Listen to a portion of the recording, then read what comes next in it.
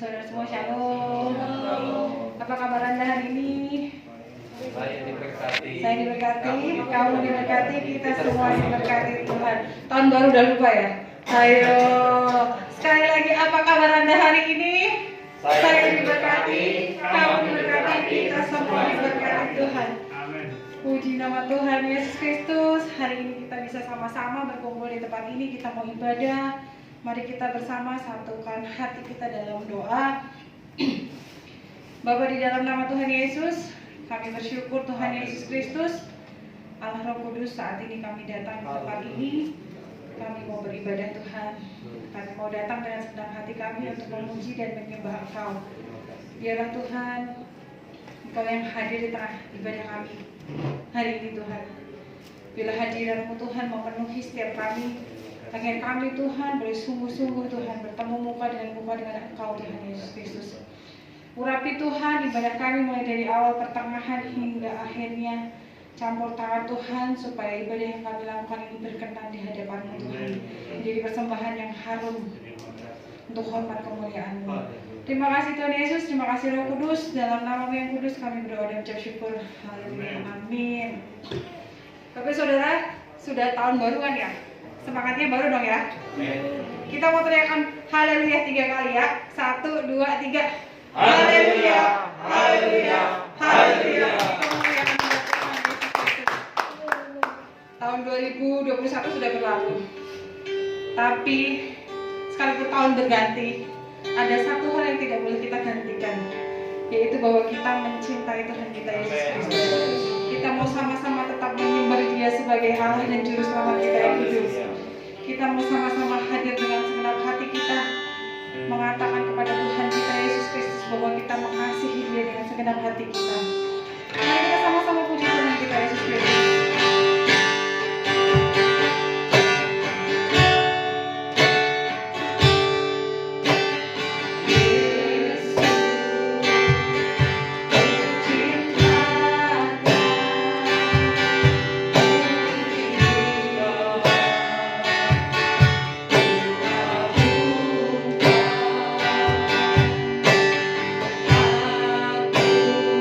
Aku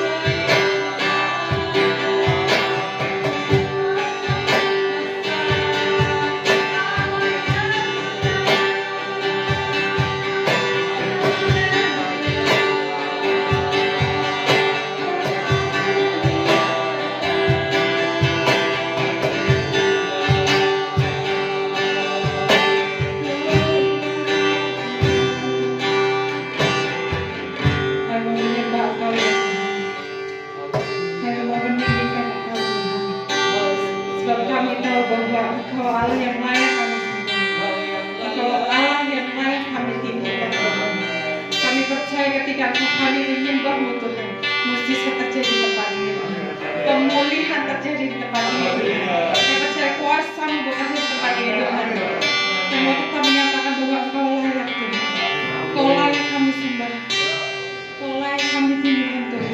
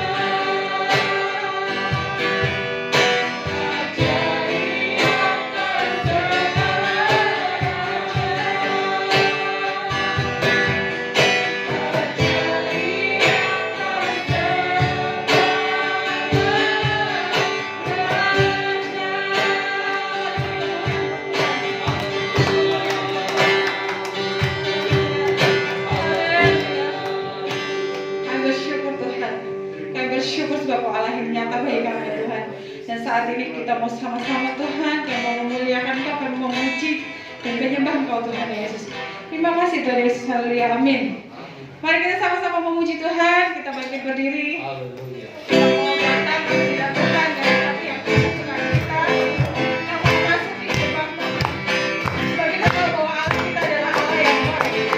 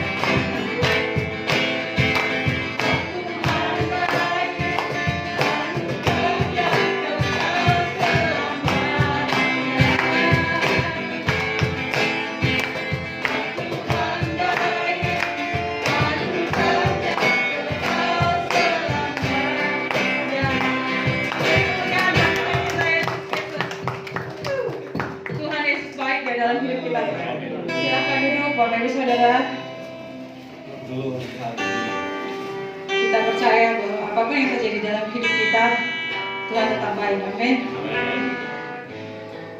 Sekalipun waktu berubah, sekalipun tahun sudah berganti, apapun yang terjadi dalam kehidupan kita, Tuhan punya waktu, saudara.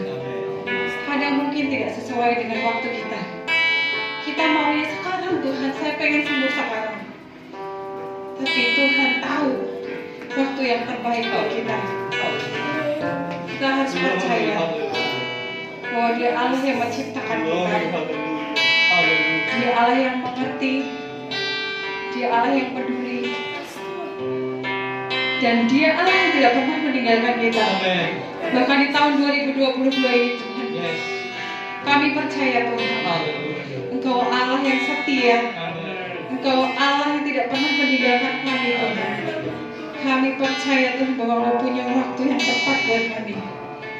Tidak pernah terlalu cepat, tidak pernah terlambat, Tuhan. Kami mau tetap bersyukur dan kami mau tetap percaya kepada-Mu, Tuhan. Tuhan pasti yang terbaik, walau kadang tak mudah dimengerti. Lewati cobaan, ku tetap percaya waktu Tuhan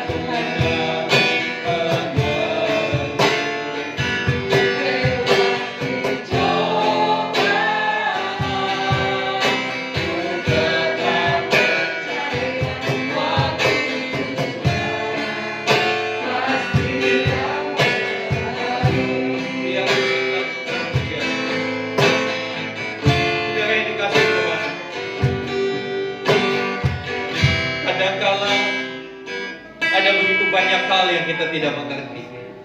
Dan ada begitu banyak pertanyaan, mengapa Tuhan? Mengapa dan mengapa? Tapi biarlah melalui pujian ini kita disadarkan bahwa ada rencana Tuhan yang baik untuk setiap kita.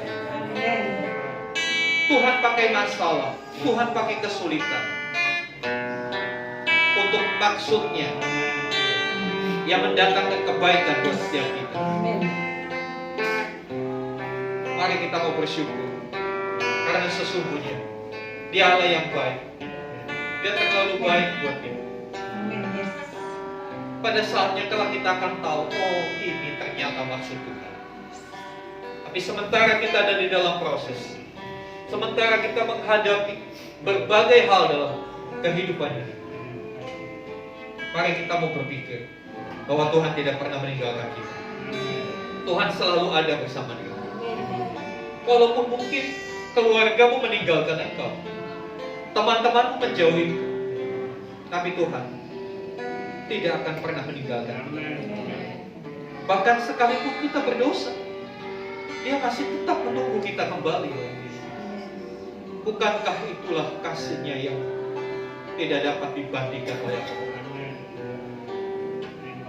Haleluya. Bila Kau izinkan sesuatu terjadi, Ku percaya semua untuk kebaikanku. Amin.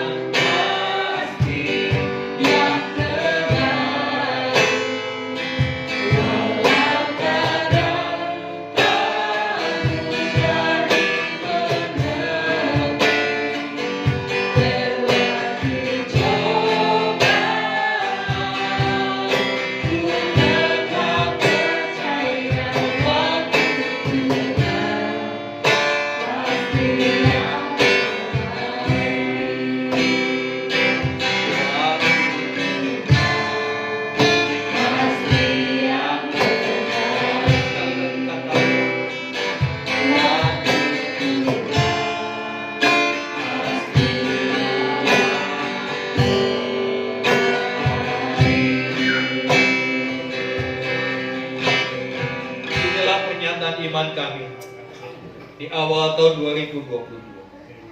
Waktumu adalah yang terbaik.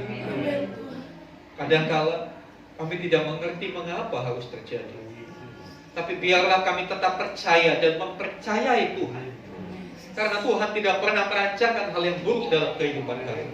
Semuanya akan mendatangkan kebaikan, mengerjakan hal yang baik, yang indah dalam hidup kami. Sebab itu Tuhan, pagi hari ini kami buka hati kami untuk kami menerima kebenaran firman. Kebenaran-Mu adalah petunjuk, pedoman dalam kami menjalani hidup di dunia.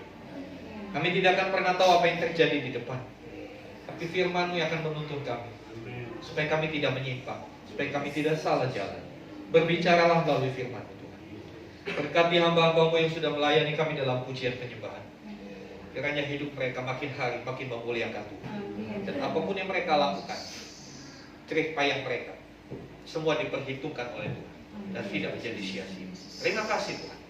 Terpuji nama-Mu. Di dalam nama Yesus kami berdoa. Haleluya. Amin. Amin.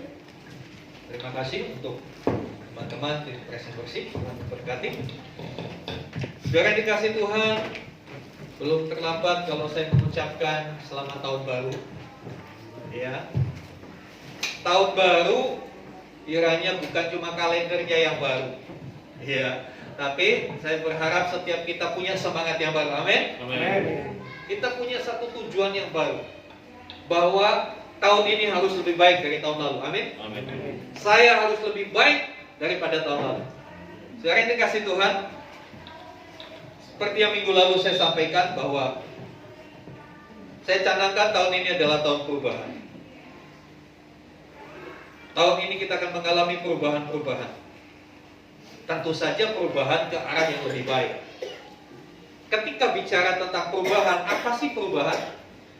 Perubahan adalah satu kondisi yang tidak sama. Tidak sama seperti sebelumnya. Perubahan adalah suatu kondisi yang berbeda. Berbeda dari yang sebelumnya. Ada progresnya. Dan saudara dikasih Tuhan, kalau kita melihat dunia ini, hari-hari ini perubahan begitu cepat. Terutama di bidang teknologi informasi. Dulu mana berpikir orang bahwa segala sesuatu bisa dilakukan oleh benda kecil yang namanya handphone. Tapi hari ini kita menghadapi satu kenyataan yang gak bisa dipungkiri. Orang belajar lewat handphone, ya kan? Orang bertransaksi lewat handphone. Bahkan orang beribadah juga menggunakan benda ini. Itu satu fakta. Jadi perubahan itu sebetulnya sudah menjadi bagian dari kehidupan manusia. Nah, kehidupan adalah perubahan itu sendiri. Kalau kita melihat keberadaan kita sebagai manusia, bukankah dari waktu ke waktu kita mengalami perubahan demi perubahan? Dulu waktu kita kecil kita begini-begini, mulai besar sedikit berubah, betul nggak? Kesukaannya berubah, besar berubah, makin dewasa berubah, sudah menikah berubah lagi, punya anak berubah, anaknya dewasa berubah lagi, dan demikian itu terus. Hidup ini begitu dinamis, perubahan demi perubahan. Cuma satu hal kita harus sadar, kita harus berubah ke arah yang lebih baik. Amin. Bukan berubah ke arah yang lebih buruk. Nah, saudara yang dikasih Tuhan, mengapa kita harus berubah? Mengapa kita harus berubah? Kita buka di dalam Matius pasal yang kelima. Matius pasal yang kelima, ayat yang ke-48. Matius 5 ayat 48.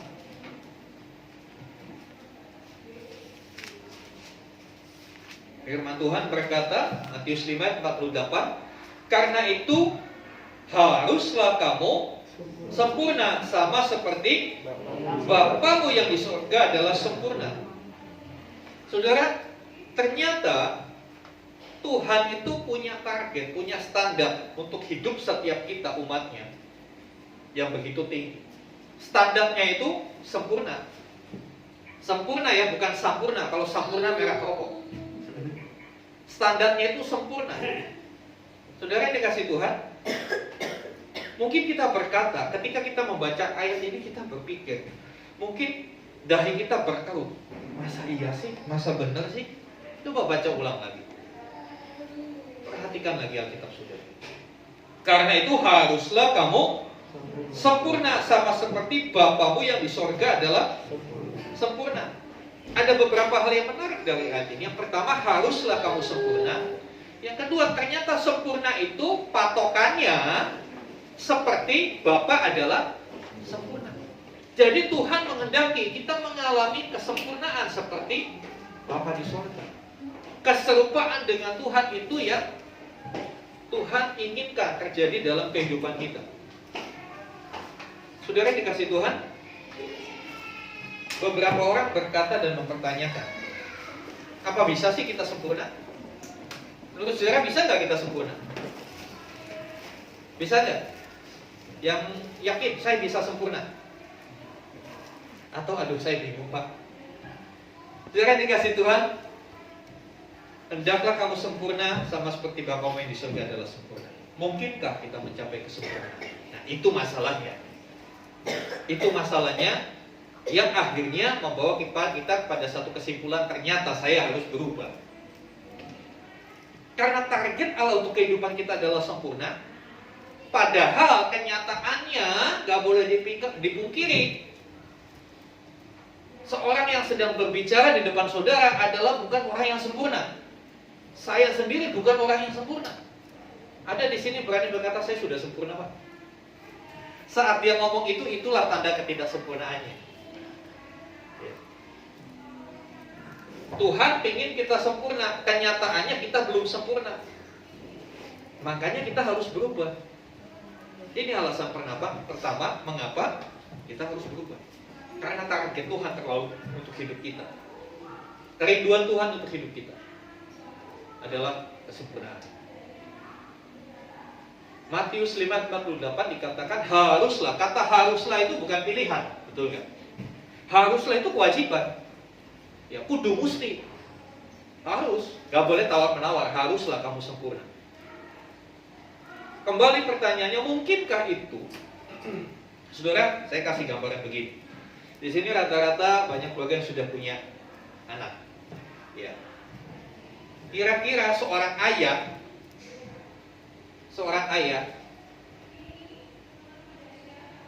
apakah dia menyuruh anaknya yang baru umur 2 tahun untuk pergi membeli sesuatu di Indomaret? Saya kira nggak seperti itu. Kalau anak 12 tahun, oke, sudah bisa disuruh nih beli ini, tahu dia. Nyebrang sudah mulai bisa. Tapi kalau anak 2 tahun, walaupun dia sudah lincah, apakah saudara sebagai orang tua, nah beli ya kecap di Indomaret? Dia mungkin tahu kecap, tapi itu di luar kemampuan dia. Dia nggak akan mungkin bisa. Ke Indomaretnya aja penuh bahaya. Kita manusia saja tidak akan meminta anak kita melakukan sesuatu yang di luar kemampuannya.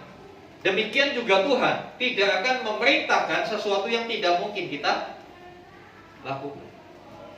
Jadi kalau dia berkata hendaklah kamu sempurna, itu berarti Tuhan sudah melihat bahwa di dalam diri kita ada potensi untuk menjadi sempurna. Katakan amin. Ada potensi untuk menjadi sempurna. Kok bisa ada potensi? Yuk kita lihat di dalam Kejadian 2 ayat 7. Kejadian 2 ayat 7. Tolong saudara Niki bacakan. Kejadian 2 ayat 7.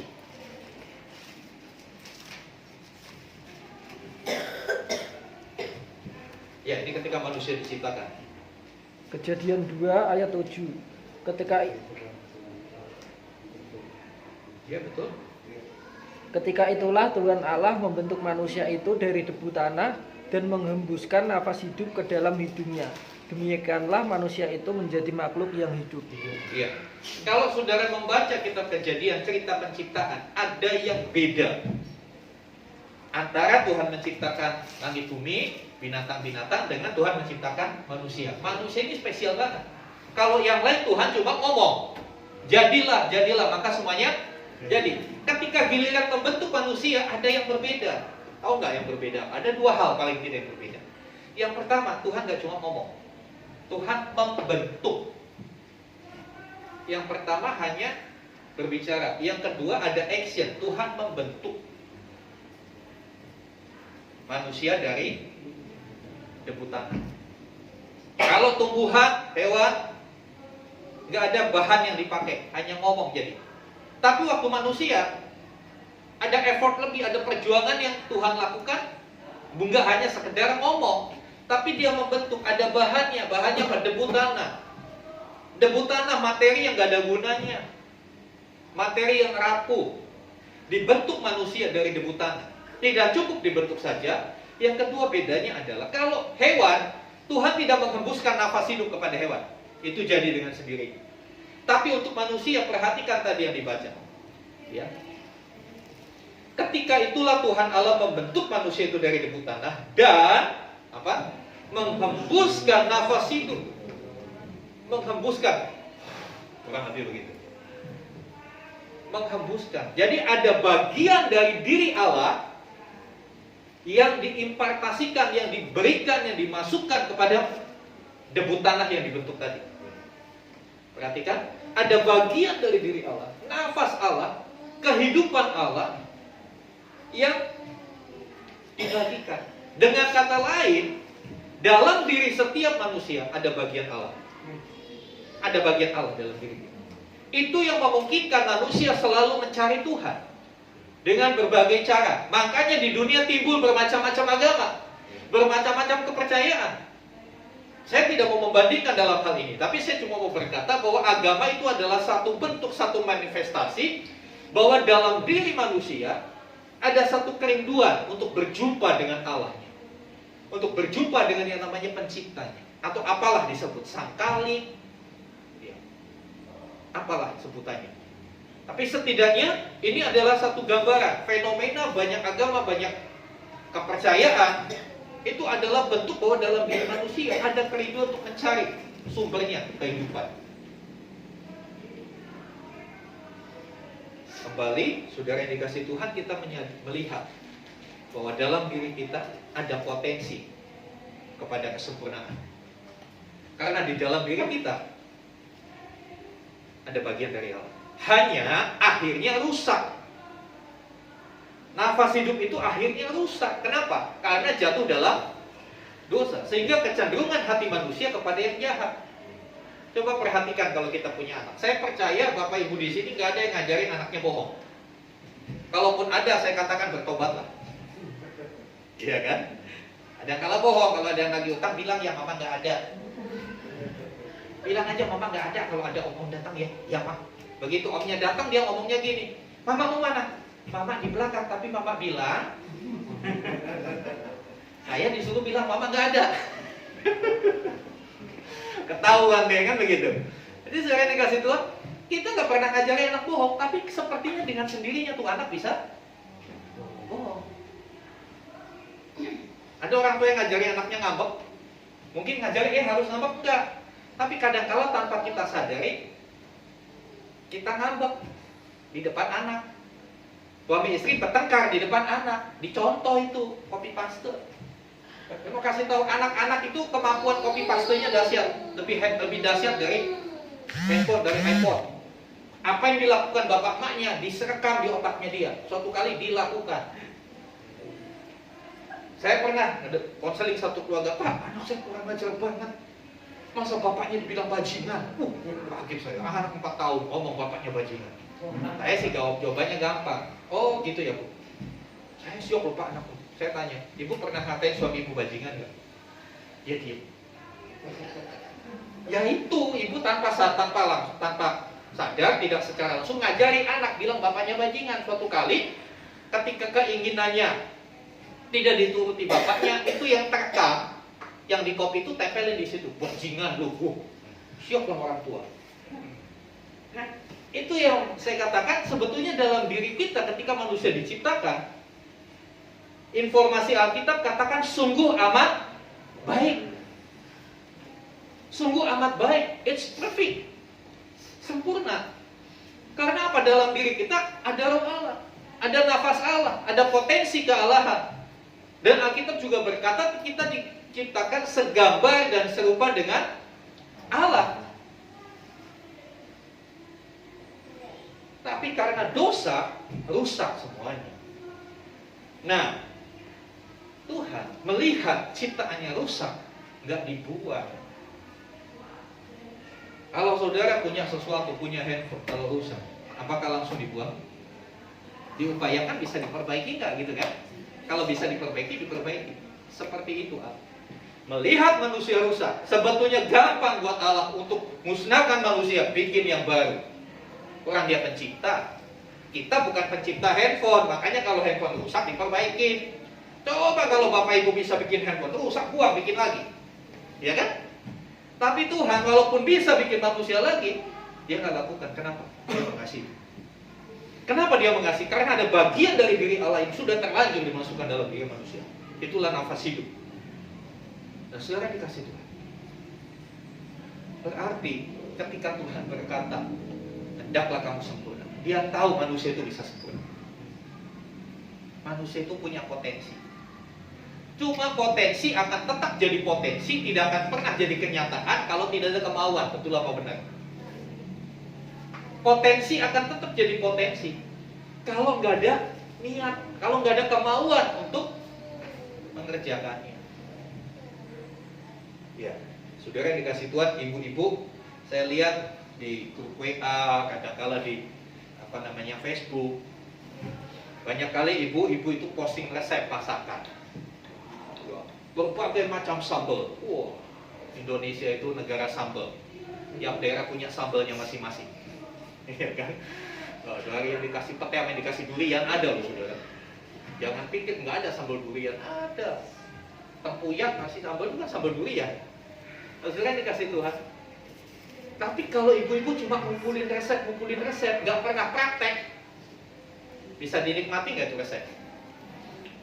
Ya enggak, cuma lihat gambar doang. Saya makan Pak, makan sambal, tapi secara online, lihat aja gitu. Lihat aja sambil nelan ludah gitu kan. Sehebat apapun resepnya, kalau nggak dipraktekkan, kalau ibu-ibu nggak ke pasar belanja, kemudian bawa ke dapur, olah, nggak akan jadi. Resep itu potensi, tapi kalau nggak dikerjakan nggak jadi. Demikian halnya dengan kesempurnaan. Tuhan berkata, hendaklah kamu sempurna. Tuhan tahu kita bisa sempurna. Tapi berpulang kita mau atau tidak. Saudara yang dikasih Tuhan, kondisi kita jauh dari kata sempurna. Yang setuju katakan amin. Keadaan saya akui di hadapan jemaat Tuhan, saya jauh dari sempurna. Saya sedang berusaha mencapai kesempurnaan itu. Mari kita sama-sama mencapai kesempurnaan itu bersama-sama. Saudara yang dikasih Tuhan, kondisi ini setelah kita pahami keadaan kita, oh targetnya segini, saya belum nyampe, saya harus berusaha. Nah, salah satu usahanya untuk mencapai kesempurnaan Allah, kesempurnaan itu adalah kita mau berubah. Makanya saya katakan ini tahun perubahan. Ayo berubah. Berubah bukan berarti yang rambutnya putih dicat hitam, yang rambutnya hitam dicat hijau. Bukan berubah itu, bukan secara fisiknya. Fisik pasti akan berubah, ya kan? Semakin bertambah usia berubah. Mungkin waktu masih single langsing, setelah punya anak 2, 3 jadi saudara yang ngomong, bukan saya. Bukan saya loh ya, Anda sendiri yang ngomong. Jadi jangan bilang saya nyinggung saudara yang ngomong Tuhan. Itu kan sebuah perubahan. Yang tadinya kulitnya kencang mulai ada keriput-keriput. Nggak usah dipedulikan. Alkitab tidak bicara masalah physically. Oleh sebab itu dilarang saling membuli masalah fisik. Ya. Yang Alkitab bicarakan adalah karakter kita, pola pikir kita, perilaku kita, perkataan kita. Dalam hal itulah kita harus berubah. Dalam aspek-aspek itu kita harus mengalami perubahan. Ya. Saudara yang kasih Tuhan, kita lihat satu ayat di dalam Roma 8:29. Roma 8 ayat 29.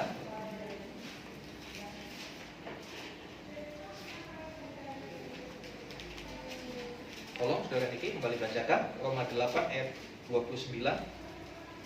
Roma 8 ayat 29. Sebab semua orang yang dipilihnya dari semula, mereka juga ditentukannya dari semula untuk menjadi serupa dengan gambaran anaknya, supaya ia, anaknya itu, menjadi yang sulung di antara banyak saudara. Iya. Dikatakan sebab semua orang yang dipilihnya dari semula, siapa? Saudara dan saya, kita dipilih oleh Tuhan. Ya. Dari sekian banyak kita dipilih menjadi orang yang percaya kepada Kristus. Dikatakan kita yang dipilih dari semula, kita juga ditentukannya dari semula. Kita ditentukan, artinya apa? Tuhan sudah pasang target buat hidup kita. Jadi yang kejar target bukan cuma supir angkot, kita juga kejar target. Targetnya adalah kesempurnaan tadi. Kita ditentukan jadi dari sempurna. Untuk apa ditentukan? Kita ditentukan dari semula untuk apa ya itu berkata? Menjadi serupa dengan gambaran anaknya.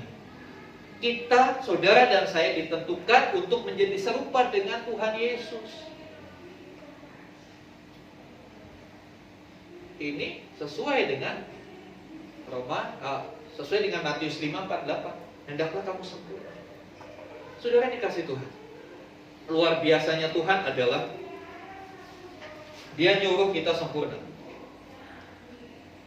Dia nyuruh kita sempurna.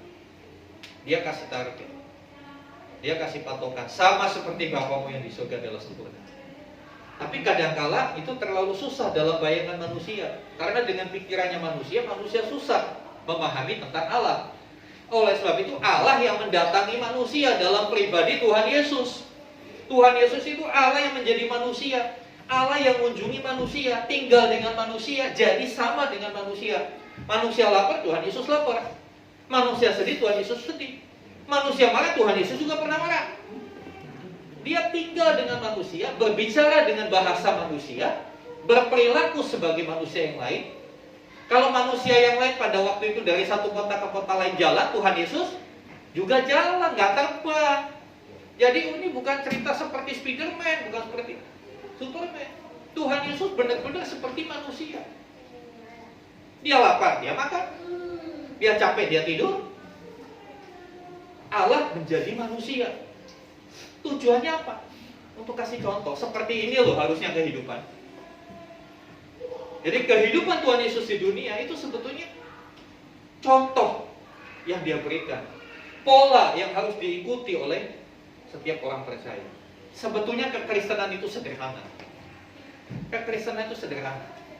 Siapa di sini yang bisa copy paste? Sering kan copy paste? Ya kan? Copy, tempelin gitu kan?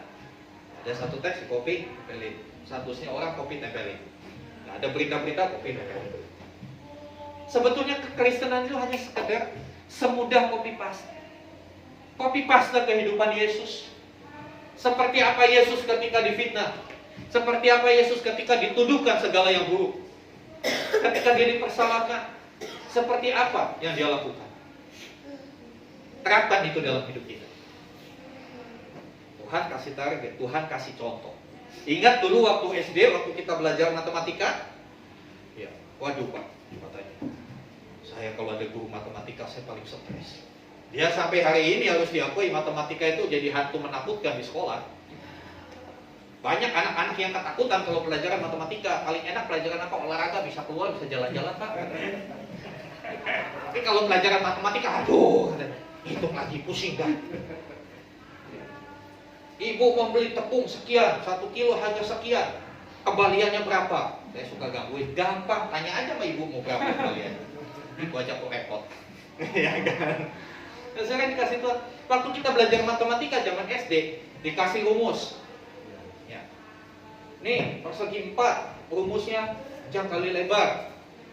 Setelah itu apa? Contoh soal, betul nggak? Kasih contoh soal. Setelah contoh soal, gurunya kasih jawabannya. Penyelesaiannya pakai rumus yang ini, kan banyak rumus. Ini pakai rumus yang ini. Kurang lebih seperti itu Tuhan dalam kehidupan kita. Dia bukan cuma nyuruh kita jadi sempurna, tapi dia udah kasih contohnya. Nih contekannya. Contekannya siapa? Nyonteklah sama Yesus. Nggak dosa kalau nyontek sama Yesus. Contek Yesus, lihat kehidupannya. Bagaimana kesabarannya Yesus menghadapi murid-muridnya yang kadang kala semaunya sendiri. Ya memang sih orang sabar itu pasti kesel. Benar nggak saudara? Orang sabar pasti kesel.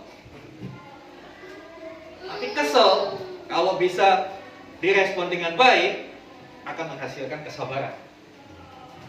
Murid-murid Tuhan Yesus, kalau saya membaca, waduh Tuhan Yesus ini sabar banget ya, membimbing 12 murid ini. Sampai pada akhirnya harus ada yang mengkhianati, harus ada yang nggak percaya, tapi Tuhan tetap sabar. Ya udah lakukan seperti itu loh saudara Kristen. Simple. Enggak terlalu banyak teori, enggak terlalu banyak teologi. Justru saya melihat banyak orang-orang yang belajar teologi tinggi-tinggi hanya sebatas teori, prakteknya nol. Karena memang teologi bukan untuk diperdebatkan, teologi bukan harus untuk dilakukan. Pemahaman kita atas Alkitab itu penting untuk kita melakukan dengan benar. Tuhan sudah kasih contoh kehidupan. Contoh kehidupan Yesus kita tinggal tiru aja. Maka lambat laun kita akan mencapai keserupaan dengan Kristus. Saudara dikasih Tuhan, bukan hanya Allah memberi contoh kehidupan Yesus. Sebab kadang-kala dikasih contoh pun suka salah. Contoh kembali. Waktu kita belajar matematika, sudah dikasih contoh soal, begitu ulangan tetap nilainya bisa dibuat lagu, do, re, mi, re, do. Di sini mah pinter semua matematika. Itu anak-anak yang di Bekasi sana. Kayak dikasih Tuhan. Kadang-kala udah dikasih contoh soal, tetap masih salah. Makanya dia utus Roh Kudus untuk menjadi mentor pribadi kita, mentor kehidupan kita, yang membimbing kita full 1 kali 24 jam dalam sehari. Dia standby selalu bersama dengan kita, membimbing kita, mengarahkan kita, memimpin kita kepada segala kebenaran. Terus kadang-kala ya itu kita udah tahu pun masih tetap bikin yang salah. Sehingga harus terus diingatin, harus terus dituntun. Sama seperti seorang anak kecil. Bapak-bapak, ibu-ibu yang punya anak kecil, kalau nyebrang walaupun anakmu udah pinter jalan, dipegangin nggak? Dipegangin. Kenapa? Kadang-kala masih suka menyimpang. Kadang-kala kita ini, mohon maaf, seperti anak-anak, gampang perhatiannya beralih. Anak-anak kan gampang perhatiannya beralih. Lagi nyebrang, begitu ada totek, pulangnya sana noleh. Nggak peduli di sana ada mobil, dia noleh gini terus. Kadang-kala kehidupan kita begitu. Kadang-kala perhatian kita gampang disimpangkan, gampang dibelokkan. Tidak lagi kepada Tuhan, tapi lihat kepada kenikmatan dunia. Makanya Tuhan beri Roh Kudus untuk mengingatkan kita, untuk nyentil hati kita. Salah loh kamu begitu.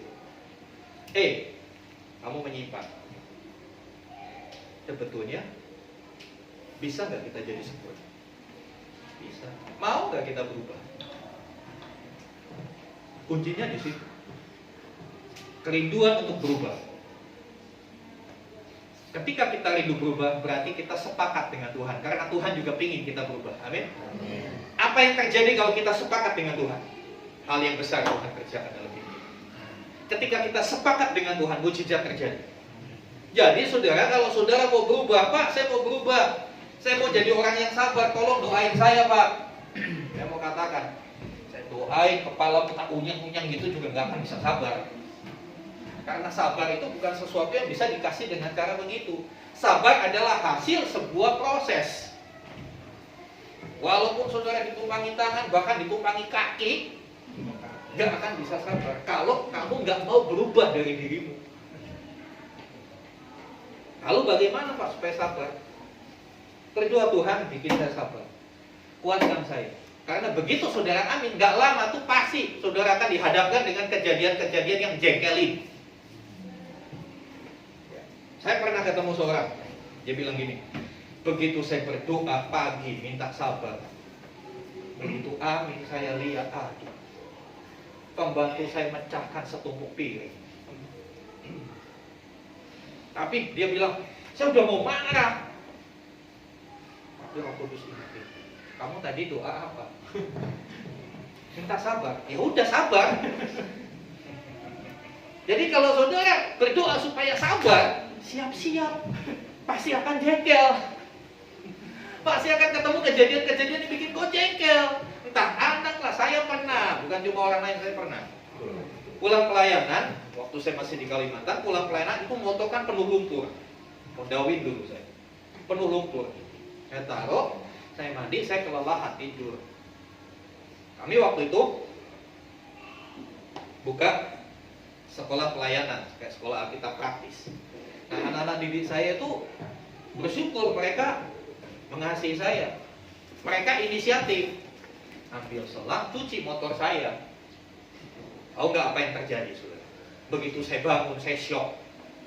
Kenapa? Itu motor baret semua. Kenapa? Digosok pakai sabut baja. Tangkinya itu digosok pakai sabut baja. Tujuannya supaya lumpurnya cepat hilang. Tapi digosok pakai sabut baja. Saya waduh, astagfirullahaladzim. Kok beset semua? Sampai joknya itu digosok juga pada berat. Aduh, aku udah tahu. Panggil saya Papi, minta maaf. Roh Kudus ingetin. Perhatikan niat mereka, jangan perhatikan apa yang hasilnya. Saya langsung ingat dia. Niat mereka baik, mau nolong saya, mau bersihkan motor. Tapi karena mereka orang pedalaman gak ngerti, dipikir ini cepat, gosok aja. Kebayang gak saudara motor tuh jadi kayak gimana? Tapi saya bilang, iya gak apa-apa. Saya tahu kamu ingin bersihkan. Saya cuma bilang, nanti lain kali tanya ya, caranya gimana.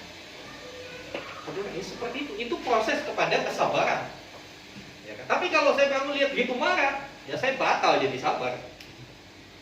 Jadi intinya kalau ingin hidup kita hal-hal yang buruk itu dibuat, kita harus melatih respon kita. Ketika sesuatu yang terjadi, sesuatu itu nggak sesuai dengan keinginan kita, bagaimana respon kita? Bagaimana respon kita? Jangan khawatir. Tuhan Yesus juga mengalami hal seperti itu. Murid-murid Tuhan Yesus itu kurang lebih 3 tahun kuliah bareng Tuhan Yesus kemana-mana. Diajar langsung dari mulutnya Tuhan Yesus. Kalau saudara kan nggak langsung dari Tuhan Yesus, dari hamba-hamba Tuhan, betul nggak? Yang sekolah Alkitab pun nggak langsung Tuhan Yesus yang ajar, tapi melalui hamba-hamba Tuhan, dosen-dosennya. Tapi ini murid-murid Tuhan Yesus diajar langsung oleh Tuhan Yesus. Ketika Yesus bikin mujizat, mereka di mana? Ada. Ketika Yesus bikin 5 roti 2 ikan kasih makan 5.000 orang, mungkin murid-muridnya sempat makan juga. Dia lihat, dia mengalami. Tapi tetap ada momen-momen tertentu mereka nggak percaya sama Tuhan. Salah satu kejadiannya ketika mereka di Danau Galilea sama-sama Tuhan Yesus tidur, datang angin badai, datang tofan, hampir tenggelam. Murid-murid marah. Alkitab memang nggak sebut murid-murid marah sama Tuhan Yesus, mereka ngomel, enggak. Tapi dari apa yang mereka katakan kita bisa nangkap pesan, mereka tuh jengkel sama Tuhan Yesus. Mereka bilang, "Guru, engkau tidak peduli kita binasa." Itu kalau dibahasakan bahasa Indonesia begini, "Guru, enak banget sih lu tidur. Kita ini udah mau tenggelam, lu gak peduli kita binasa." Kalau dibahasakan bahasa kita begitu. Mereka bilang, "Guru, kau tidak peduli kita binasa." Tuhan Yesus lagi tidur dibangunin dengan cara begitu, kira-kira syok apa enggak, saudara? Kalau saudara lagi enak-enak tidur dibangunin begitu sambil orang nadanya tinggi, emang lu aja bisa marah, ya kan? Kalau mungkin Tuhan Yesus tidak bisa merespon dengan baik, udah tenggelam mereka. Tuhan Yesus yang selamat. Nah, dia maha kuasa. Tapi perhatikan responnya Tuhan Yesus. Dia bilang, "Mengapa kamu takut, hai orang yang kurang percaya?" Dia tak marah. Perkataan jawaban Tuhan Yesus tidak menunjukkan dia mau ngebalas murid-muridnya. Tapi perkataan itu menunjukkan Tuhan Yesus mengkoreksi sikap murid-murid. Mengkoreksi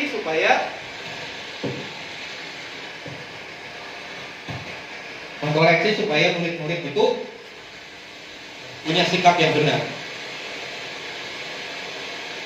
Tuhan Yesus bilang, "Mengapa kamu takut, hai kamu yang tidak percaya?" Ini adalah satu contoh bagaimana Tuhan Yesus mengoreksi, bagaimana Tuhan Yesus bersikap ketika ada sesuatu yang tidak enak. Kira-kira kalau saudara punya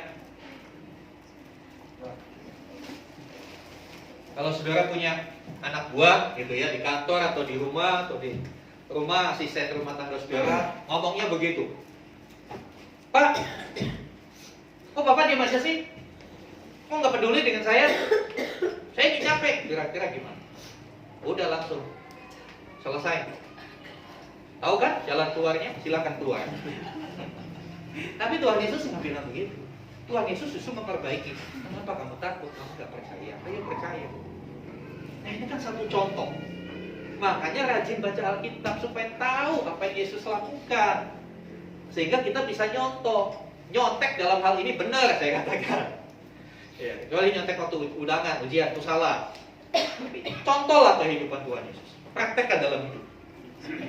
Maka tanpa kau sadari, perubahan demi perubahan dalam pribadimu akan terjadi.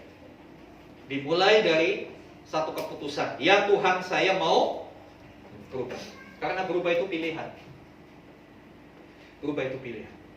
Sekali lagi, mengapa kita harus berubah? Karena adanya satu kenyataan, Tuhan menghendaki kita sempurna, sementara kita belum sempurna. Nah, itu harus kita lakukan. Itu nggak simsalabim. Waktu menyelamatkan, Tuhan menyelamatkan kita, pindahkan kita dari kegelapan kepada terang, dari kuasa dosa kepada kuasa Tuhan. Tapi untuk merubah karakter kita, ada bagian yang harus kita kerjakan.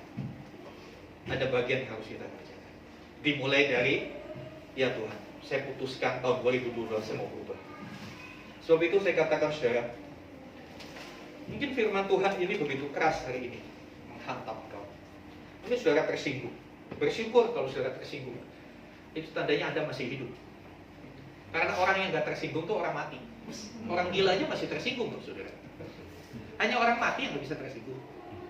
Kalau Anda hari ini tersinggung dengan firman Tuhan, saya bersyukur. Itu berarti Anda masih hidup. Nah, saudara yang dikasih Tuhan,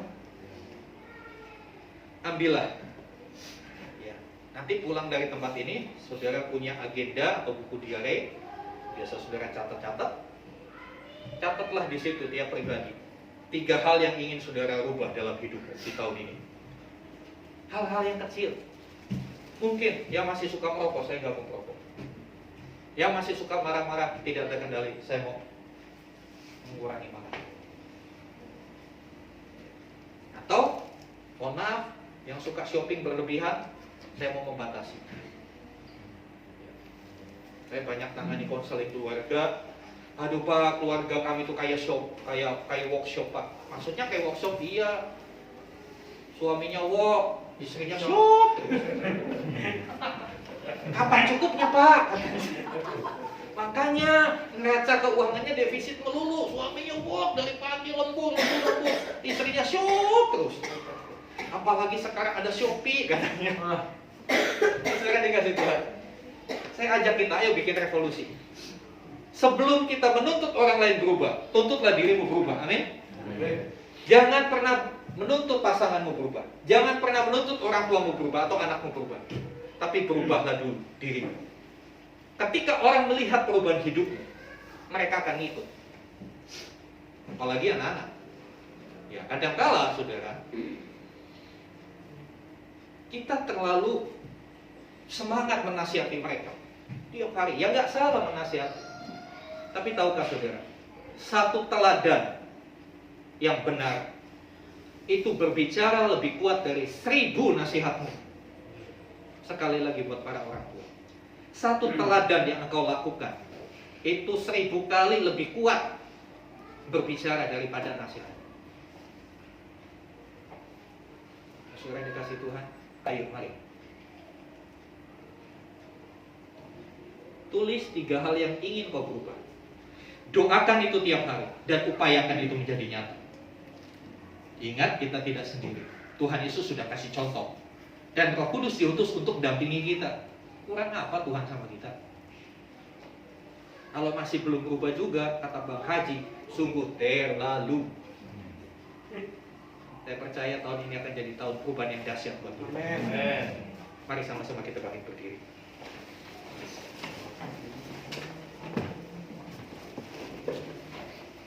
Gereja kita namanya gereja apa? Ada yang tahu gereja kita gereja apa? GBT. Tahu singkatannya apa? Ada yang tahu singkatannya? Gereja Bethel Tabernakel. Saya mau memberikan singkatan yang berbeda di tahun ini. GBT, Getting Better Together. Ada yang bisa menerjemahkan? Bersama-sama menjadi lebih baik. Amin. Mau bersama-sama menjadi lebih baik? Kita bersama-sama. Tujuannya bersama-sama supaya bisa ingetin. Jangan gitu ya. Itu gak bagus loh. Ya kan? Mengingatkan bukan menghakimi. Kalau menghakimi, kamu salah, kamu begini-begini. Itu menghakimi.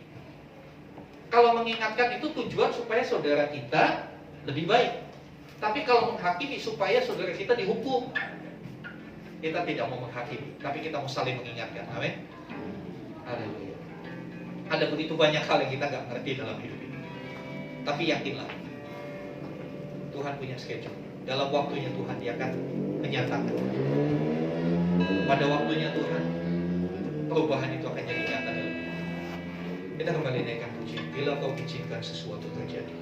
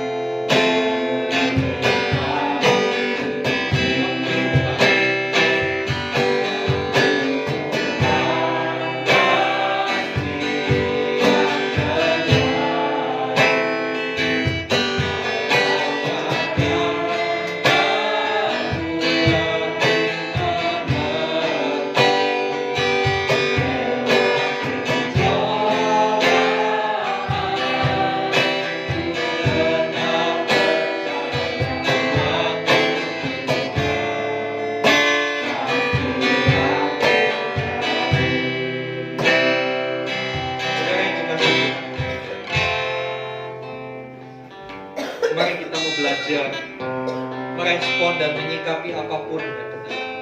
Contohlah Tuhan Yesus. Bukankah ada begitu banyak perlakuan-perlakuan yang tidak baik yang Yesus alami? Tapi apakah Tuhan Yesus kepahitan? Apakah Tuhan Yesus simpan dendam? Tidak. Hari ini ambillah satu keputusan. Tuhan, saya mau berubah. Saya mau lebih baik. Karena Tuhan mau. Tuhan sudah tetapkan saya untuk menjadi serupa dengan Kristus. Saudara yang rindu mengambil satu langkah untuk hidupmu berubah, boleh angkat tangan. Saya mau berdoa. Roh Kudus memberikan kekuatan kepadamu, dan perubahan itu akan menjadi nyata. Haleluya, haleluya. Sekarang setiap pribadi sampaikan sama Tuhan, bagian hidup mana yang kau ingin berubah? Kelemahan-kelemahan apa, sifat-sifat buruk apa yang saudara alami, yang saudara mau berubah? Sampaikan sama Tuhan. Ini masalah saudara dan Tuhan. Saudara tidak perlu ngomong sama saya. Saudara nggak perlu kasih tahu suamimu, istrimu, orang tua. Saudara sampaikan sama Tuhan. Minta tolong, Tuhan, saya mau lepaskan dari satu hal ini. Tuhan, tolong saya nggak mampu. Saya udah coba, tapi saya sering gagal. Saya selalu gagal. Biar hari ini kekuatan dari Tuhan dilimpahkan kepada kita. Ya rapata syekat akaramaya syenakar. Engkau mendengar setiap jeritan hati umatmu di tempat ini. Mereka mengangkat tangan, mereka menyadari hidup mereka masih tidak sempurna, masih jauh dari kesempurnaan, masih hidup dalam kelemahan-kelemahan kami, bahkan dosa-dosa kami. Tapi firman-Mu mengajar kami, menyadarkan kami, Tuhan menginginkan kami seperti Kristus. Dan kami nggak bisa lakukan itu dengan kekuatan kami sendiri. Sebab itu kami hadapkan diri kami kepada Roh Kudus, tolong kami. Roh Kudus, dampingi kami, pimpin langkah kami. Tegur kalau kami salah, ingatkan kalau kami keliru, dan tuntun kami kepada segala kebenaran. Hamba sebagai gembala juga tidak lepas dari kesalahan, tidak lepas dari hal yang buruk. Sebab itu kami mau sama-sama Tuhan, band together. Kami mau bersama-sama menjadi pribadi-pribadi yang lebih baik, lebih menyerupai Kristus. Kiranya kekuatan dari Tuhan dicurahkan untuk setiap kami. Di dalam nama Tuhan Yesus. Niat yang kuat, Tuhan tanam itu, Tuhan petraikan itu. Bahkan Tuhan limpahkan pengurapan untuk kami bisa melakukan. Bukan hanya sekedar janji di awal tahun, tapi di hari-hari besok, minggu demi minggu, bulan demi bulan, sampai seterusnya kami mengalami perubahan demi perubahan itu. Terima kasih Tuhan. Meterai kasih firman-Mu dalam hidup setiap kami. Jadikan itu bagian ingat-ingatan yang selalu kami ingat, kami pegang, kami lakukan, sampai perubahan itu menjadi nyata. Ketika kami berubah, kami akan bisa menjadi berkat buat orang. Ketika kami berubah, kami akan menjadi saksi yang efektif. Ketika kami berubah, kami akan menghasilkan buah untuk kemuliaan nama Tuhan. Terima kasih Tuhan. Di dalam nama Tuhan Yesus kami berdoa. Haleluya. Amin. Amin. Silakan duduk saudara.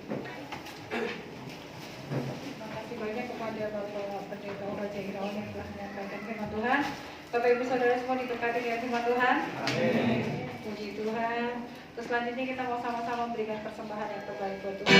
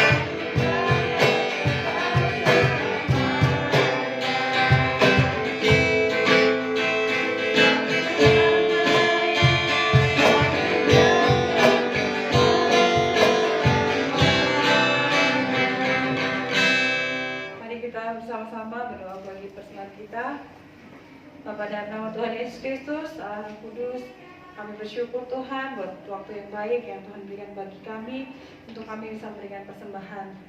Kami berikan persembahan kami dengan segenap hati kami dan kami berikan dengan sukacita ya Bapa.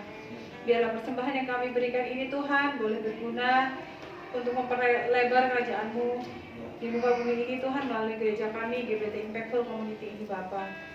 Dan biarlah Tuhan persembahan ini boleh dikelola dengan bijaksana, dimanfaatkan sebaik-baiknya Tuhan untuk membiayai setiap kegiatan Tuhan yang diperlukan untuk melangsungkan kehidupan penyelenggaraan gereja ini Bapa. Kami percaya Tuhan memberkati kami semua Tuhan dan berlimpah-limpah Tuhan. Kami percaya kami tidak berkekurangan Tuhan. Kami diberkati Tuhan dan kami boleh menjadi saluran berkat bagi banyak orang. Terima kasih Tuhan Yesus, terima kasih Roh Kudus, dalam nama-Mu yang kudus kami telah berdoa dan mengucap syukur. Haleluya, amin. Untuk selanjutnya saya persilakan Pak Obaju untuk menyampaikan pengumuman. Iya, puji Tuhan saudara, atas nama Gembala dan seluruh pengurus gereja kami mengucapkan terima kasih untuk persembahan yang saudara sudah persembahkan pada Tuhan, baik persembahan umum, persembahan persepuluhan maupun keterlibatan saudara di dalam perayaan Natal kita tanggal 12 Desember yang lalu. Dan saudara yang dikasih Tuhan, di bawah sudah ditempel laporan keuangan gereja kita. Ya, seperti yang saya sampaikan bahwa untuk persembahan persepuluhan kita menggunakan kode. Saudara-saudara yang lupa atau belum tahu kodenya bisa japri saya, tanya saya. Kode berupa angka. Ya, misalnya saya James Bond 007. Ya. Tujuannya apa? Supaya saudara bisa cross check, membantu kami cross check. Apakah jumlah yang saudara berikan sudah sesuai dalam pencatatan yang ada di bawah? Ya. Saya khawatir nanti khususnya beberapa yang kirim secara online ya, via transfer, karena pakai m-banking nolnya kebanyakan. Nah, seharusnya mau nolnya 5 tapi nolnya jadi 7. Nah, saudara mau ngomong gak enak. Nah, tapi dengan begini kan kita bisa saling terbuka. Karena dari awal saya katakan manajemen keuangan kita terbuka. Ini uang yang kita persembahkan buat Tuhan, dikelola bersama-sama untuk mendatangkan kebaikan dan kemuliaan Tuhan. Jadi tujuannya ditempel itu gitu. Wah, bukan untuk saing-saingan. Sekali lagi, saya tidak mau ada spirit persaingan dalam hal mempersembahkan. Wah, ini persembahannya segini gede, saya harus lebih gede. Enggak. Persembahkanlah sesuai dengan tingkat imanmu. Persembahkanlah dengan sukacita, karena bentuk persembahan kita adalah ucapan syukur kita untuk apa yang sudah Tuhan berikan. Jadi bukan untuk saing-saingan. Tujuannya ditempel supaya ada cross check. Siapa tahu ya seperti itu tadi. Atau mungkin yang ngirim di amplop persembahan apa? Amplop perpuluhan, uangnya kelebihan 1 lembar atau kurang 1 lembar nggak sesuai, itu bisa dikonfirmasi supaya kita enak. Karena uang ini kalau nggak di-manage dengan baik itu bisa bikin perpecahan di banyak gereja. Amin. Ya, bisa paham juga untuk yang lain-lain, dan juga untuk persembahan persepuluhan peruntukannya untuk pembayaran sewa tempat ini. Pembayaran sewa tempat ini cukup lumayan nominalnya, ya. Kami, kehidupan gembala, kami digaji oleh Tuhan. Kami tidak ambil dari persembahan apapun. Boleh dikonfirmasi kepada seluruh pengurus. Karena ini sudah jadi komitmen saya dan keluarga. Tuhan yang menggaji kami langsung. Ya. Ayo kita sama-sama. Karena saya juga bayar perpuluhan. Ya, sekarang dikasih Tuhan, itu bisa dipahami. Kemudian selanjutnya, kaum muda kita akan aktifkan lagi. Rekan-rekan kaum muda, ayo kita kembali kumpul, kita berfellowship. Ya, setiap minggu Sabtu pertama dan Sabtu ketiga. Sabtu pertama dan Sabtu ketiga. Berarti minggu depan Sabtu ketiga.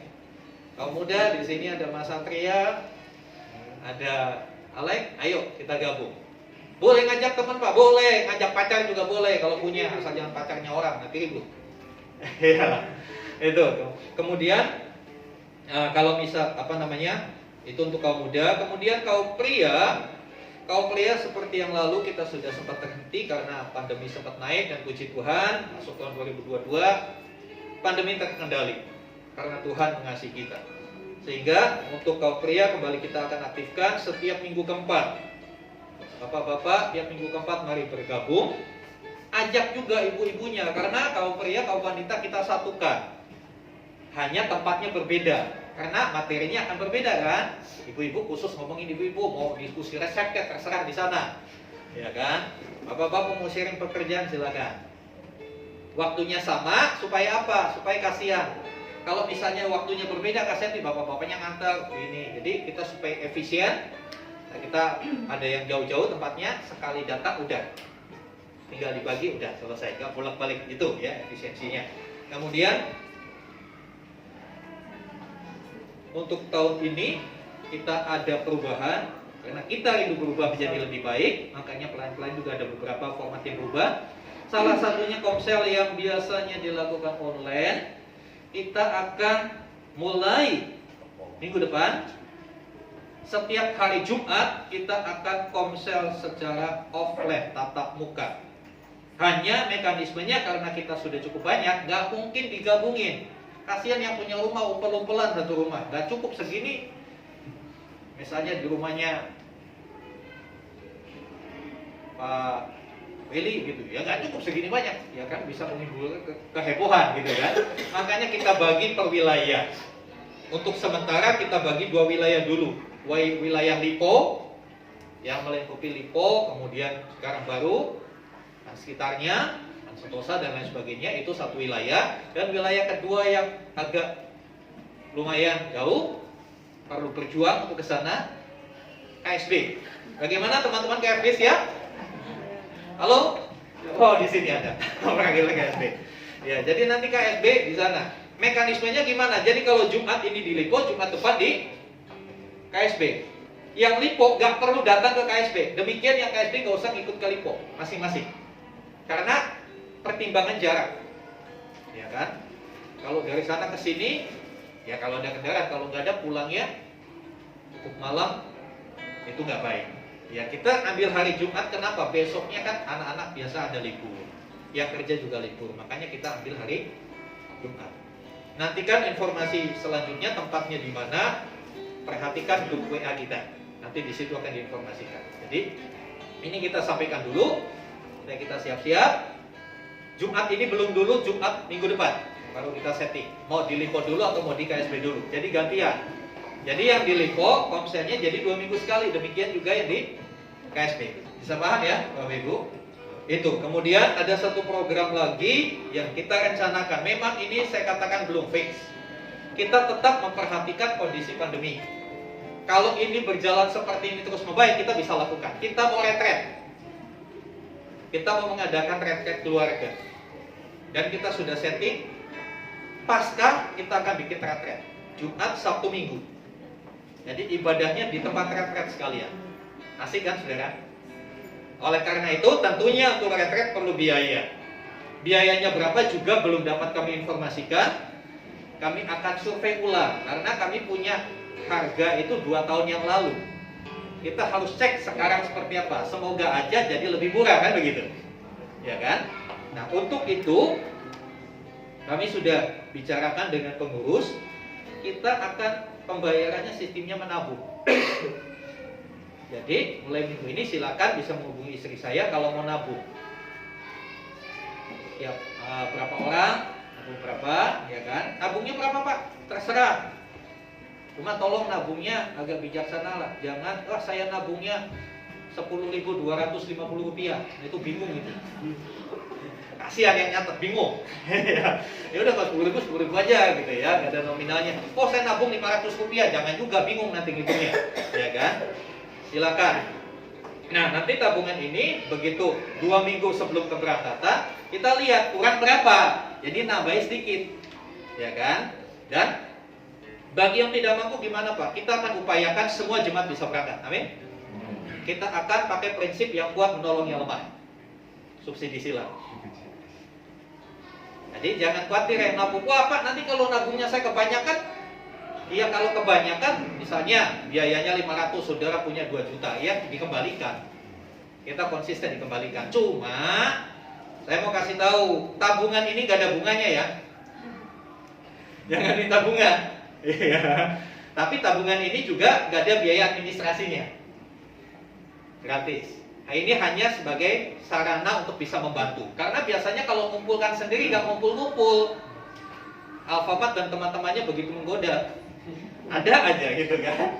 Apalagi kalau udah ada Shopee, ya kan? Ada nanti ini satu-satu udah lewat, dua-dua gitu kan. Ini cantik lagi nih, dua gitu kan. Wah, itu pasti banyak diskon. Tabungan kita banyak terkuras ke situ biasanya. Ya. Nah, saudara dikasih Tuhan itu. Nah, untuk pembayaran retret juga kami tidak menerima pay letter.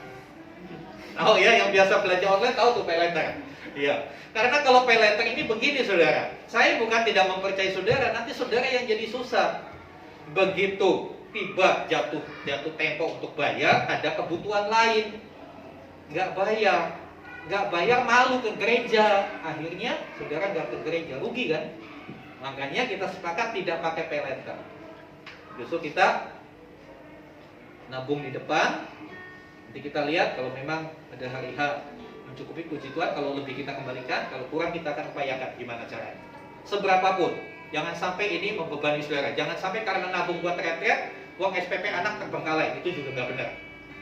Ya, saya percaya kita adalah anak-anak Tuhan yang bijaksana. Bantu doa supaya program ini berjalan dengan baik. Tujuannya satu, supaya kita benar-benar mengalami perubahan yang dasar. Amin. Baik, mari sama-sama kita undang bangkit berdiri. Kita akan datang kepada Tuhan. Kita akan naikkan doa-doa syafaat kita. Saya minta dengan hormat Bapak Sandi, pimpin kita dalam doa syafaat.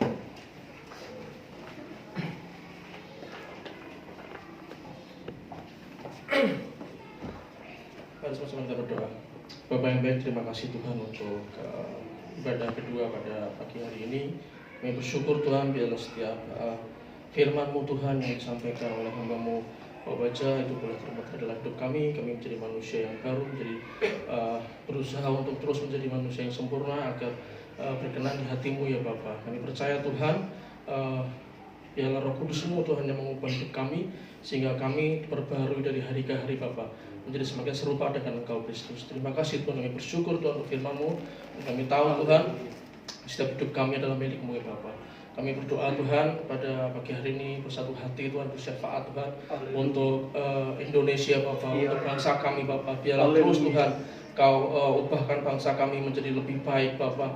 Biarlah Indonesia ini Tuhan menjadi bangsa kesukaan-Mu Tuhan, sehingga bangsa kami Tuhan semakin diberkati Tuhan, jauh daripada yang jahat Tuhan, dan bangsa kami Tuhan boleh bebas lepas daripada setiap pandemi, bahkan setiap sakit penyakit, setiap virus Tuhan kami tolak di dalam nama Yesus Tuhan.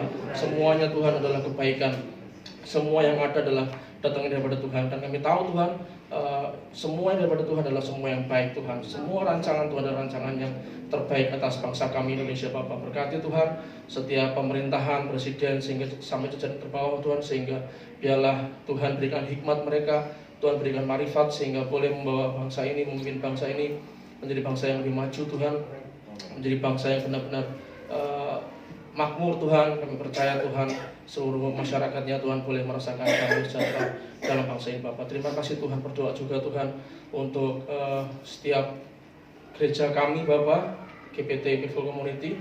Kami percaya Tuhan setiap program-program yang ada pun Tuhan, kami percaya di dalam nama Yesus biarlah sesuai dengan kehendak-Mu Tuhan. Kami percaya Tuhan, bahkan untuk komsel nanti onsite, bahkan untuk nanti retreat, kami percaya Tuhan yang campur tangan, Tuhan yang berkati, Tuhan yang turun tangan, sehingga semuanya boleh berjalan dengan baik Bapak. Kami percaya Tuhan tidak ada musuh bagi Engkau Tuhan. Saat kami mengandalkan Tuhan, maka Tuhan campur tangan atas setiap program-program gereja kami, bahkan gereja kami semua Tuhan berkati Bapak. Juga untuk setiap jemaat yang ada Tuhan, biarlah Tuhan yang berkati setiap pergumulan mereka Tuhan. Kami percaya Tuhan menjadi jawaban doa-doa mereka, sehingga setiap jemaat yang ada boleh semakin hari semakin dikuatkan, semakin hari semakin dimenangkan dalam Engkau Tuhan.